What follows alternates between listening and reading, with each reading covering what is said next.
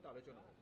দেখুন, মূলত এই বৈঠক সমস্ত সাংসদদের সাথে এবং বিরোধী দলনেতা শুভেন্দুদাও এখানে এসেছিলেন, তাদের উপস্থিতিতে আমাদের একটি গেট টুগেদার, যেখানে সবাই নিজের যে ভাবনা আগামী 26-এ মমতা বন্দ্যোপাধ্যায়কে, তৃণমূল কংগ্রেসকে পরাজিত করার জন্য এবং বাংলাকে এই অত্যাচারী শাসনের হাত থেকে মুক্তি দেওয়ার জন্য, বাংলাকে সোনার বাংলা বানানোর জন্য কি করণীয় সেই বিষয়ে আমরা আলোচনা করেছি এবং সেই বিষয়গুলো আগামী দিনে যাতে ইমপ্লিমেন্ট করা যায়, নিচে মাটিতে যাতে নামানো যায় সেই বিষয়ে আলোচনা হয়েছে।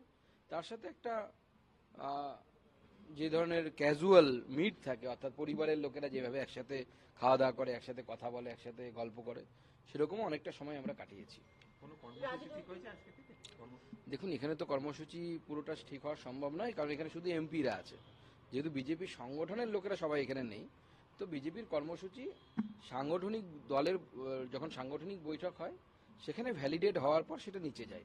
কিছু সাজেশন এসেছে এমপিদের কাছ থেকে, আমাদের মাননীয় মেম্বার অফ পার্লামেন্টের কাছ থেকে, সেগুলো আমরা এর পরবর্তী সময় সাংগঠনিক বৈঠকে আমরা প্লেস করব।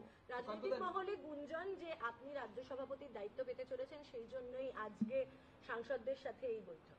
দেখুন, এরকম কোনো গুঞ্জনের কোনো বাস্তবিকতা আছে বলে আমার মনে হয় না। এবার আপনি যেভাবে দেখবেন সেটাও মনে করতে পারেন, আবার ফেয়ার হলেও মনে করতে পারেন। তো এবার মানুষের মানসিকতার উপর নির্ভর করে আপনি কিভাবে দেখবেন। আমার কাছে দুটোই সমান। জেলা সভাপতিদের নাম ঘোষণা হওয়ার পর কিছু জায়গায় গন্ডগোলের খবর আসছে, ফলে সেই জায়গাতেই সেসব বিষয় নিয়েও কি আজকে আলোচনা হয়েছে? না, সেরকম খুব কম আমাদের কাছে এই মুহূর্তে নিদর্শনে। কিছু লোক যারা সংগঠনের বাইরে, যাদেরকে রাখা হয়েছে, ইচ্ছে করে রাখা হয়েছে, তা কারো বিরুদ্ধে বিভিন্ন ধরনের দুর্নীতি বা বিজেপির সাথে যেরকম খাপ খায় না এই ধরনের আচরণের অভিযোগ আছে, তারা কিছু জায়গায় পোস্টার ফেলেছে এই টাইপের। কোথাও খুব বড় কিছু হয়েছে, পার্টি অফিসে কিছু হয়েছে, ঝামেলা হয়েছে, এরকম কিন্তু খবর এখনো পর্যন্ত রাজ্যে নেই। বিধানসভা ইলেকশন, আপনাকে কি আমরা সভাপতি দেখব বিজেপির সভাপতি হিসাবে, রাজ্য সভাপতি? এটা তো আপনি ভুল জায়গায় প্রশ্নটা করছেন। এখান থেকে একটু দূরে আমাদের কেন্দ্রীয় নেতৃত্বের বাড়ি আছে, সেখানে গিয়ে এই প্রশ্ন করলে আপনি উত্তর পেতে পারেন। আমার কাছে তো এই উত্তর নেই। কে জেলা সভাপতি হতে পারে সে বিষয়ে আমি উত্তর দিতে পারি, কিন্তু আমি রাজ্য সভাপতি থাকবো না অন্য কেউ রাজ্য সভাপতি হবে সেই বিষয়ে উত্তর দেওয়ার এখতিয়ার আমার নেই। গতকাল কেন্দ্রীয় নেতৃত্বের বৈঠক কলকাতায়, আর তার পরপরই দিল্লিতে আপনার সাংসদদের সঙ্গে বৈঠক, যখন এই অধিবেশন আগে থেকেই চলছে, কোথাও কি ইঙ্গিতবাহী? দেখুন, আমি ঠিক করেছি, যেহেতু মন্ত্রী হওয়ার পর একটা বড় বাড়ি পাওয়া গেছে, এটা তো সদুপযোগ করতে হবে।